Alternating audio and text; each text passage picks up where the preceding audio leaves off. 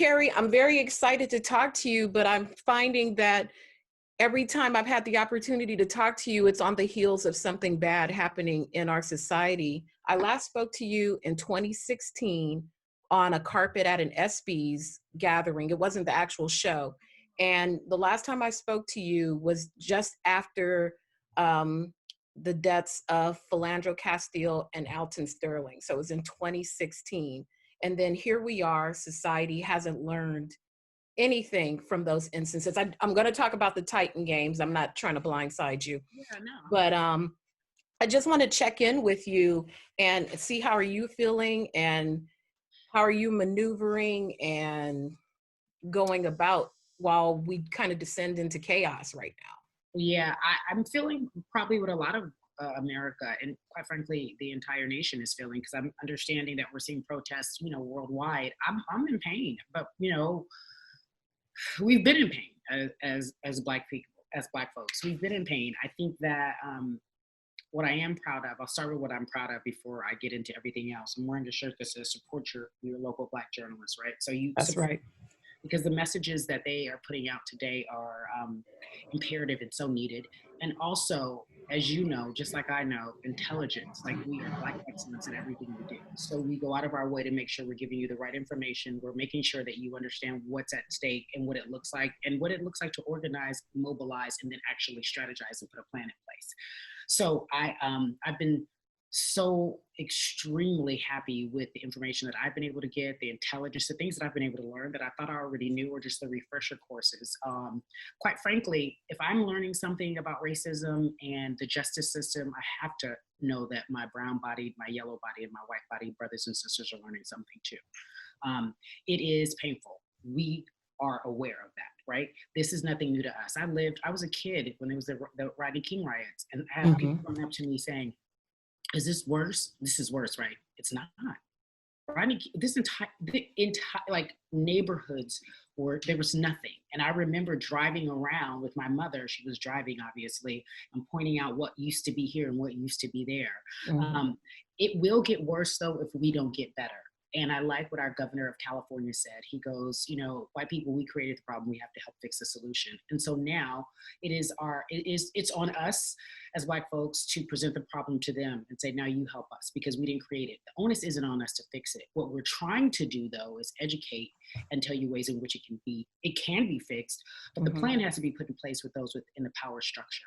And so few of us have that power in terms of legitimately being able to see what we can do to change the world on a dime. And it's going to take, I know it's going to take a while, but I'm in a lot of pain. Like I'm hurt. And I'm happy that moral empathy is here as opposed to moral apathy. James Baldwin, my favorite writer, he was like, I feel like I live in a country where it's just moral apathy, where we just kind of say, oh, I'm sorry. Oh, that feels bad. I feel like we have empathy. I feel like we have the attention of the world. And I feel like people feel it. It could be because we're in a pandemic. It could be because 40 million people are out of work and they too are frustrated and tired. But we have the stage and we need to do something right now with it in the smartest of ways. And the simple thing, quite frankly, is voting. So on my page, I consistently put up, are you registered? You can vote by mail at home. Do you know your local district attorney? Have you checked their record? A lot of the police brutality that we're so frustrated with is that because they never get charged or they ultimately quietly get their jobs back and we never hear about it anymore. We march for Trayvon, we march for George Floyd, we march for all of these different brothers and sisters who've lost their lives, but we never really know what happens, the follow-up, the accountable action for the police officers. We never find out. So we got to vote. That's what we have to do more than anything. And today is a primary day in several states, and I posted that. I'm just hurt. I'm tired. We can do something. And yes, to be a Black person in America, honestly, and be a little aware is to be in a constant state of frustration. Right. So we have to take this frustration and use it to the good of the folks, the humanity. Absolutely. And being allowed to have the space to feel, these things happen and then we're expected to, okay, well, let's, get it together, get our hair done and go right back to work and aren't given the space and feel. So perhaps seeing this on this global stage will give us that opportunity, not only for us to feel, but for other people to see us, feel, and really understand where we are coming from. Yeah, I listen. This is something that I think in our community we struggle with. We go out of our way to make the others feel okay when we talk about racism. We don't Hmm. want to step on your toes when we talk about racism. We don't really want to make it sound as bad as it is, because there is this I don't know, this responsibility we have to make the world feel okay with racism, and it's not okay. We have to start normalizing equality, and it's okay to talk about the most. I've always been a believer in talking about the most uncomfortable things. I just don't know if everybody else understands that, but and like now, even doing this interview, I'm sure there are people who are like, wait, okay, what are they going to talk about? Okay, like we can't be worried about that. Right. We have to talk about it. We can't keep sweeping this under the rug. If not now, when? And I would hate to see this country implode even more. And the Right. only reason why that happens is because we don't have these uncomfortable conversations about race, about what this country is built on, about how racism is a capitalistic system that we know about, and it's more profitable for others than the mass majority, right? We have to talk about that. We have to talk about a police system that is in place that is so very similar, if not, oh my God, so similar to slavery. That's Yeah. what the justice system was built on. I remember, and I know I'm all over the place here, but I remember going to Africa. I was in Ghana, Cape Coast, and our tour guide took us around. And we went to all the dungeons. Quick story. This is where it happened here. It happened here. It happened here. He's explaining everything to us, and he goes, "Doesn't it sound eerily familiar to the police system that is in place today?" They take them, they put them in handcuffs, they separate them from their family and friends, they remove their identity because you don't have any paperwork on you, you don't know who you are. They determine how many phone calls you can get, they can determine if you get to speak to anyone at all, and then they leave you there for a system that's already put up against you. They literally took our men and women, our ancestors, put them in caves, put them in dungeons, took away their identity, and they were under arrest. They were, whether it be handcuffs, shackles, chains, whatever it may be. It's also very similar. Yeah. Yeah. Absolutely.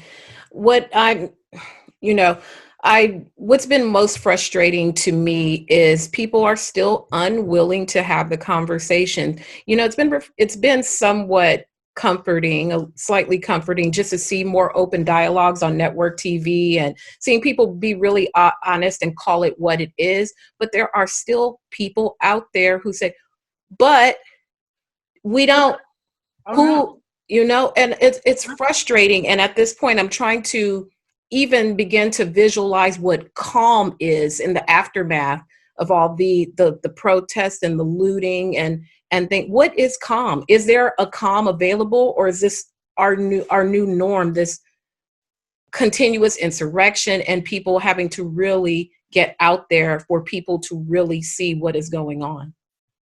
I think when the economy gets back to whatever stabilization that may happen within the next few months, if not year, I think there will be a bit of digression from the movement in terms of people will be busy with their day-to-day lives, and so that busyness that has been taken away will replace calm, because everything in the world is a distraction, and that's what I have to try to keep reminding folks: don't get distracted, because Mhm. that's all they whomever the power structure may be, whoever the supremacist may be, they want you to get distracted. They want you to be distracted by everything else that's happening in the world except for the protests. Like the people who are protesting and they're being extremists and putting Black Lives Matter and tagging walls and starting trouble, those people really weren't there for the protest anyway, Right. right?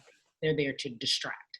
So the distraction will be busyness, but it is up to a new, like, our former President Obama said, it is up to a new group of activists. Like, we don't have one leader, we don't have one Martin Luther King. And by the way we remember Martin Luther King, we act as if they loved him. He was voted like the most disliked man in the country during the civil rights movement. We forget Absolutely. people were like, go Martin, Martin's so great. I like how we always make it about who he was and how great he was. Not loved. He was not Hmm. loved. And so you, me, people are again, our brown-bodied, yellow-bodied, white-bodied brothers and sisters have to be okay with having uncomfortable conversations, because then Hmm. you are weeding out the folks that don't really want to have this conversation. I posted something on my grid about what I felt about this. You know how many followers I lost? And I was like, okay, see ya. That's fine. That's what. Mm-hmm. And so it begins. What that means is that if you think that I'm talking too much about racism or equality or what is going on in this country or police brutality, and that's, you don't want to hear it, you want me to just stick to sports, then okay, you shouldn't follow me. Right. That should be the movement of every single person who feels as if they have a platform, because we all do. Everybody has social media. We all have to make people uncomfortable. I had a girlfriend the other day. She's a Latina. She was like, my friend who's an officer called me and said, stop putting up all this anti-cop propaganda. She didn't put up one thing that said anti-cop. She just kept talking about how Black Lives Matter and how she wanted to join it. And if you guys want to talk about racism, then leave her page. And he was like, this is all anti-cop propaganda. No, listen, just sit and listen to us. And no one wants to listen. That's the key. So I don't know what calm will look like, but I do know that it will look like something that makes us forget our cause and where we are right now. And a lot of people will be distracted by busyness and work and back to their lives per usual. Have to pay attention. Ain't nothing going on. You can't go outside. And if you can't go anywhere. if you do, you're scared. Do you think, would this have been, do you think this result would have been the same if we weren't already under quarantine and lockdown? With the explosiveness of this particular moment in time have had the same ferocity had we not already been trapped in our homes? That's hard to say. I just know that history repeats itself and people do get to a fever pitch. But the difference with this, and historically, there's cycles of how it works.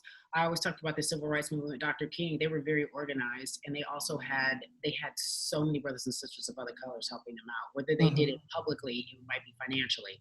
There was such a well-organized movement. I always look at the Montgomery Bus Boycott, right? We don't understand patience in this country. It took 2 years, two years of folks not riding a bus until they finally gave in, right?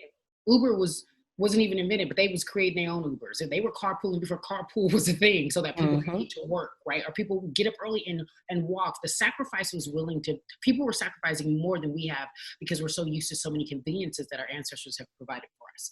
So we have to, again, get uncomfortable and be okay without being with uncomfortable reality. And I do believe that the unemployment mixed with the divisive leadership that we have in place and the fact that people have nothing better to do but look at social media, because streaming services are booming, right? Netflix is booming. So everybody's always on their phone. There's always something going on. So you have to stop and pay attention. And if you don't even care about humanity, which I'm learning so many people do, right? I before this, I'm gonna tell you, I was a cynic. And the love and the outpouring and the kindness and the willing to understand of what I'm saying of my different brothers and sisters in the struggle is really making me feel good about the possibility of change, real change. So yes, I think the pandemic has everything to do with why we see people paying attention. I just hope we can just hold their attention because people they're trying to reopen everywhere, get us back to normal. And it may be time, it may not be time. I hear all the different conspiracy theories out there, but what I do know is that the time is now for us to make our voices heard more than ever. Like that is, and I'm tired of people telling me how to protest. There is no right way. There is no right way. It's peaceful, it's wrong. It's loud, it's wrong. It's kneeling, it's wrong. Everything's wrong. Everything's wrong. I'm tired of it. I don't want to hear about how we should protest. But that's why I said we need disruptors, because I want you to be uncomfortable with me. I want my protest to take you out of your comfort zone. If I say, come with me down the street, let's march and kneel in front of the police, and I need you to do it with me because you don't look like me. Let's go. Okay, yeah. That's more, I need more than allies. I need disruptors. I need co-conspirators. I need people to help us put a plan in place. I need people to be vocal and step out of their comfort zones like I'm doing right now. I've been on camera all my life. I'll talk about it. I'll tweet here and there, but I was always worried about what was going to be said by you know what I mean? Right. To keep it all the way honest, Cari, I was a little with pause of what I should even ask you, because we've seen in the past more vocal people be penalized publicly for having an opinion. And as a respecter of your work and what you're doing, I battled with, I don't want to compromise asking you things that might compromise Sure. your brand or your work, and it was a real struggle. And that's really sad that It, I feel like that I had to do that before we even spoke. everybody feels that way. My brand is equality. Mhm. That's what my brand is. My brand is making sure that everybody is treated fairly. I'm a journalist at my core. And when I was a young kid, I didn't know how to verbalize it, but I knew that I didn't like when anybody, brown, black, blue, green, whatever, was treated unfairly. I used to always be that way as a little kid. That's just how I always felt. I was like, that's not fair. And they can't speak for themselves because they're being bullied or they're feeling shy or they can't express themselves. Everybody doesn't have the ability to express themselves so that they can be understood, let alone heard. And that's been my calling. It's always been my calling. So this is not a far departure from what my brand is. My brand is about being a journalist. It's about telling stories that matter. It's about entertaining. It's about connecting. It's about authenticity. And these are all things. And I'm not trying to say this is an entertaining issue, but I have to tell you, I have seen some people, like you talk about what I do and will it make people uncomfortable? Yeah, of course. But there's nothing to be uncomfortable about. Right? There really isn't, because the entire world is talking about it and the entire world is in agreement. And the entire world, in my understanding, may not fully understand, but they get it. They get that this is the moment. This is what's happening. And I think, for instance, Titan Games, I saw Rock post, right? His post was so powerful. And then Danny Garcia, who is, his business partner, a wonderful woman, who is such a powerhouse. She posted, and in my mind, I'm like, these are people who have bigger brands, bigger things on the line. Then you see people, you see actors, you see, which is not unusual for actors, but then you see so many people, heading to the front. Netflix being very definitive about what they can. Nike being very definitive about what they feel is right and what's wrong. Companies are coming out and being very clear about where they stand. And at the end of the day, I want to be on the right side of history. You know what I mean? Absolutely. So now I will pivot and talk about the Titan Games. So I really like the Titan Games. I checked out.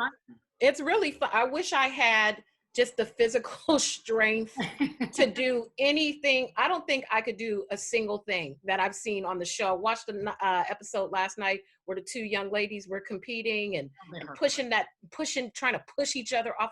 It is crazy. The Titan Games is not like any other physical game show that I've ever seen. As a sports reporter, as part of your many areas of expertise in journalism, what has that experience been like for you? Is it fun to be able to be more vocal and cheer and not have to be so neutral in reporting? What's it been like for you? Well, first of all, I'm always starting trouble, my disrupting self. Like I would always, even when I worked at ESPN, I'd always root for my teams. Like I like my teams. I like the Lakers. Sorry, I grew up here. I'm gonna talk about it. Sorry. So go Lakers. Right. So think about this first and foremost. We haven't had any sports. Our country is craving some type of sport, some type of athletic competition because we need it, because it really is, believe it or not, during everything that's going on. Because I know you feel the way I do. You wake up exhausted or anxious or tense. And you need some stuff to take your mind away. And this is such a good break, a good family break, a break for you, a break for me. It's just fun. I was watching it last night. And I had a friend over. She's screaming at the TV. I'm like, really? She's like, Cari, who gonna win? I'm like, I don't know. You watch, like that kind of thing. And the reason why I like it, because you find yourself rooting for everyone. I mean, all of our competitors, including the professional athletes, whether it be the professional football players that we have that are ex-NFL players, and Victor Cruz, right? Like he's so great. Like, or Joe Thomas, the Iron Man who played for the Cleveland Browns, or Clarissa Shields, the boxer. Like we have so many people. I root for them in their individual stories too. And I don't know how they did this, but they got really good souls. Like people that I've interviewed and worked with for years that are on the show that I've always said, that's the stand-up guy or gal, right? Just great pros to take on these other people who, and we want to call them everyday athletes, but that's just not fair because they are more than everyday athletes. Right. People who played collegiate level ball or in some form or fashion, whether it be D1 or D2, they were almost just there making it to the pros or to the Olympics. And so they have great stories. So you're rooting for them because, now they're moms, and they want one more chance at glory. And this arena is their one more chance at glory. You know what I mean? So I just root for them because their stories are so great and their families are there. And it's just like, I appreciate hard work. This show is for people who love entertainment, but you love hard work and you Right. love sweat. I call it sweat equity. You love when people put their all into anything, whatever it may be, because we don't get to Mhm. see so much of that. In our Right. world, we accept mediocre, and none of this is mediocre. Even if they lose, they're great. They're up there with the winners. So this is, I mean, it's a really great show. I'm so happy to be on the second season. DJ is an amazing person to work with. His heart is so big.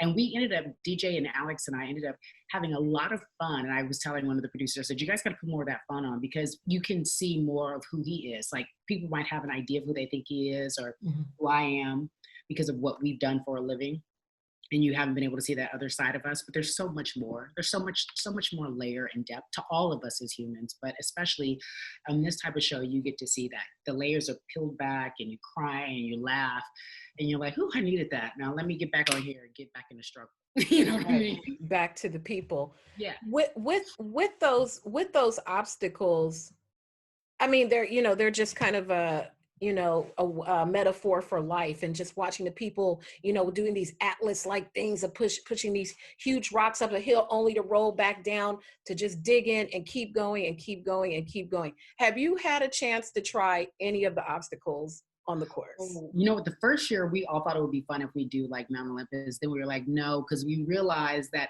the people who actually are trained for this were injuring themselves. So there's just no Mm, way in the world that I was about to get up there and play. And not injuring in a bad way. Like these are tough it's things. Like you hard. have to be a very supreme athlete in any capacity, whether it be cardio, upper body strength, lower body strength. I know in my mind there were a couple that I wanted to try, but I was like, let me not get here and hurt myself and break a leg and not be able to do the show. You know what I mean? Coming to work with the Not crutches on, like, good morning. we're all set. We're all set. No, it's fine. And then like, how am I explaining that in the interview? Like my silly butt, not trained, whatever. Get up here, just trying to have some fun, But no, I haven't. I talk a lot with the contestants backstage before they go on, and what they say is that for them it's a mental game. Yes, a lot of it is like your physical. A lot of people go in just with physical group and try to push their way through, but you have to look at the obstacle and think, okay, what's the objective?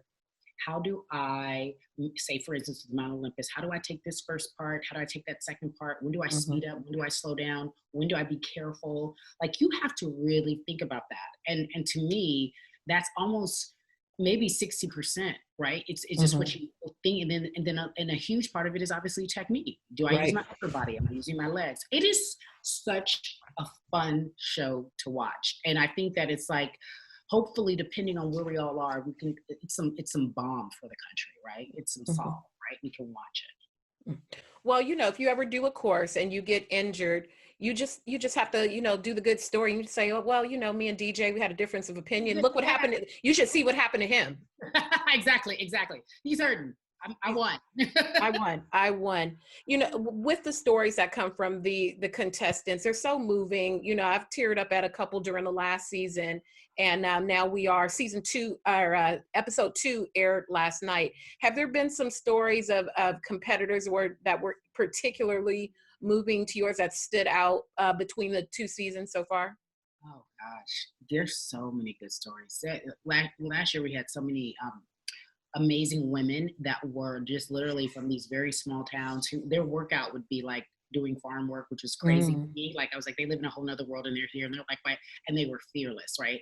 This year, what I have been able to really connect with, there's this, and I talk about her a lot because she just sits on my spirit. There's this one woman, and we call her, she's a doctor, she's an OBGYN, but she's fit and fabulous. That's her handle. And she has 3 children, 3 little girls. And she said the reason why she's competing is because she wants her girls to see that strong is beautiful. Like, Mm. don't ever be afraid to be strong in this world where people will tell you because of your gender, you're not supposed to be, or you have to be socialized to act a certain way. Because women always have a hard time, like, um, we have a hard time feeling okay with our strength, right? Mm. Like, Mhm. if we feel like we're told aggressive, we feel like we should back up, right? If we think that we're too loud, we want to slow down. We, in a world full of men, will sit at the back. It's in the back room, right, and just sit there, and as opposed to speak up. Mm. And that's what this mother is teaching her 3 little girls. And the fact that she's teaching her that on this stage, on this arena, the little girls, all varying ages, but still very young, they're sitting there and they're watching her. And I know when I was a kid, well, those are, to me, in my life with my parents, those are transformative moments. Those are Right. moments that just like sit in your mind and help you know that something is different. that encouragement. Because, so many times all we need is just a yes. We just need some encouragement. A little bit. Just a little encouragement, and we can Mhm. just fly. And that story to me of these three little girls watching their mom compete in this arena under all the lights, the cameras, all the action that's taking place, and they're unnerved and they're rooting for her. And at one point she had lost. You can come back though. You have to win 2 or 3 challenges. And at one point she lost.